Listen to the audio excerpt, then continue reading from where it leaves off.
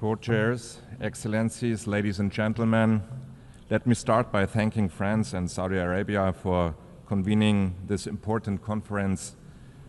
Our convening today takes place against the backdrop of the ongoing war in Gaza, raging for more than 20 months now. Nothing can be stronger, more pressing reminder of the need to resolve the Israeli-Palestinian conflict and to take action towards peace and the two-state solution. The humanitarian situation in Gaza remains utterly unacceptable. Hostages, including 7 German citizens, are still in Hamas's captivity.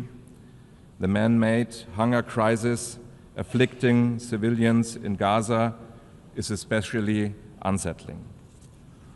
All this will have irreversible consequences for generations.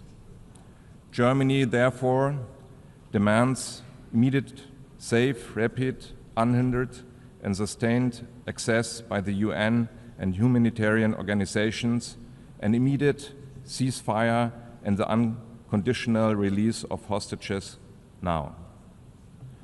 More than 600 trucks are waiting in Al-Arish at the Egyptian border alone, and Germany committed up to $350 million in humanitarian assistance since October 2023 to operations in the Palestinian territories.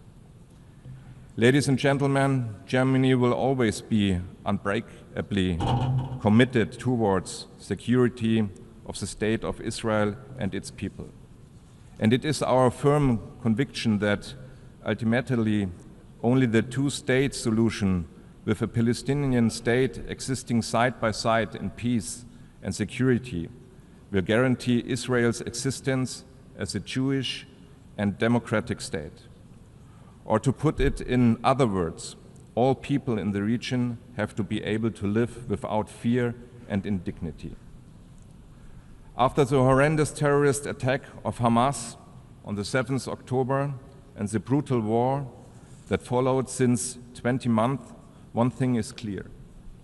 Managing the conflict is not longer an option. We finally need to solve it. The suffering of people has to end. We therefore appreciate that discussions on the day after in Gaza are a key part on this conference. As Germany, we suggest the following. First, Hamas must neither govern Gaza nor be a threat to Israel. For this reason, we stand ready to help providing security by concrete measures, including through EU missions such as UBAM, Rafah, and UPOL COPS, and support to the United States Security Coordinator for Israel and Palestinian Authority. We do this in cash and in kind. Second, we welcome the Arab plan for the day after. Any day after plan needs local Palestinian and Arab ownership. Gaza belongs to the Palestinians and must be rebuilt. Third, we state loud and clear that the Palestinian Authority, as sole legitimate representative of the Palestinian people, must play the key role in the future governance arrangement. For this reason, let me confirm that Germany stands ready to play an important role in the reconstruction of Gaza and supports the international efforts of Egypt and other partners. We are considering to co-convene a reconstruction conference soon after the ceasefire is achieved. Ladies and gentlemen, it is our clear policy to protect the viability of the two-state solution. We push back against any attempt to weaken or destroy it, be it on the ground or in the political sphere. For this reason, 3 legal arguments in line with long-standing EU positions are key to our policy. First, we do not and will not recognize any changes to the 1967 borders unless agreed upon by the parties. Second, we consider Israeli settlements in the occupied territories unlawful and a serious obstacle to peace. Third, we respect the ICJ's advisory opinion of the 19th July 2024 and act in line with its stipulations. Ultimately, we want to see an independent, democratic, and viable Palestinian state existing side by side in peace and security with Israel. 2 remarks. This state needs to be built, not just declared. The building of this state has to be made possible, not impossible. For this reason, we contribute every single day in cash and in kind to building the foundations of the future Palestinian state. First, the total value of our ongoing bilateral development cooperation with the Palestinian Authority amounts to more than $1 billion in total.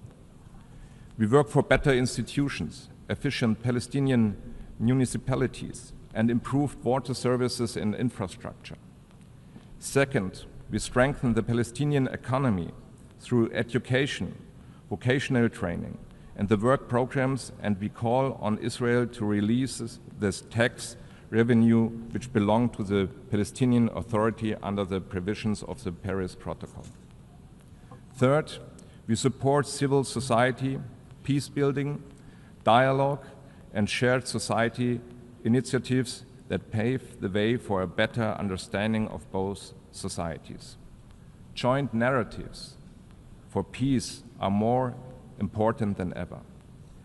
Ladies and gentlemen, even if it seems like a very remote perspective, while there is a war in Gaza and while there are very negative trends in the West Bank, a two-state solution must be negotiated by Israel and the Palestinians.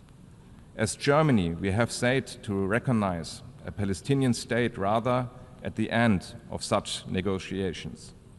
This is still our position, but we do see that Israeli policies are currently pointing in the opposite direction. This is utterly wrong and not serving Israel's long-term security interests. We therefore urge Israel to engage in the political process for a two-state solution, which is launched with the conference today. This is a way to achieve lasting peace and lasting security. Thank you very much.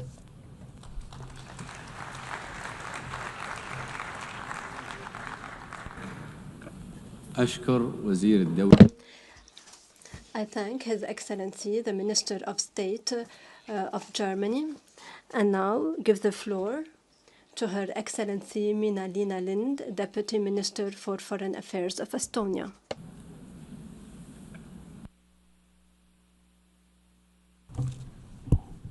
Co-chairs and colleagues, let me add Estonia's voice to some very important statements.